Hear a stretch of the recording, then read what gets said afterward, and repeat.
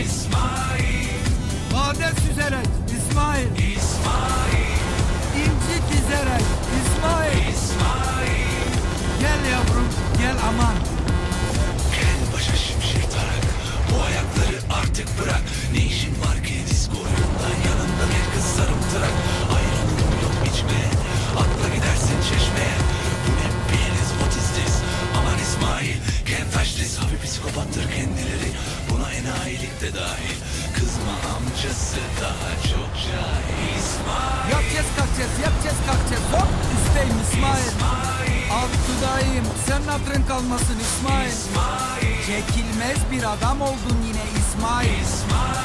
Kassız, tuzsuz, nalet.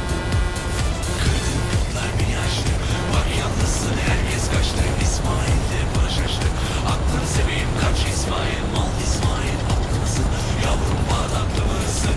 Herkes zekâ yaşını sorar, ulan sen bu kadar tatlı mısın?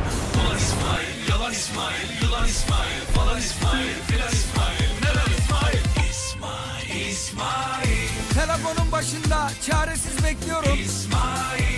Eğer açmazsan oraya geliyorum. Adresim değişti İsmail. Ben eski ben değilim İsmail.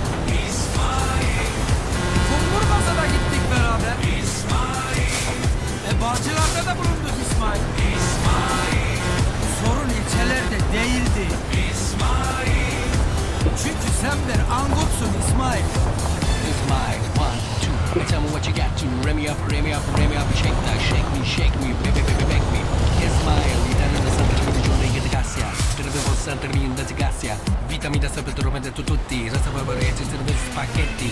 Ismail, محب لحد العم لا شغله ولا يسلا وحدي لعم لا هو لا يسلا ولا عم. هي المحل فلا هم لا حمسي.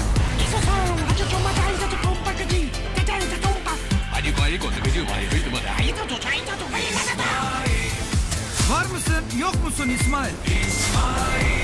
Aç mısın, tok musun İsmail? Açım diyor. Ama yemekteyiz ve hatta içmekteyiz gülüm. İsmail, resimdeyim, çerçeve arıyorum. Nereye koydun? Bulamıyorum İsmail. İçim yanar, içim kanar da.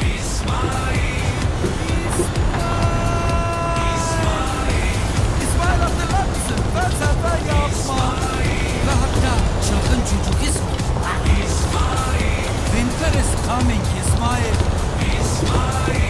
Kalın bir şeyler al, üşütürsün canım. Bak havalara nasıl da giriliyor. No, almayayım, başkası alsın. Tipim değilsin, üstü kalsın İsmail. İsmail, sen vahşi bir hayvansın.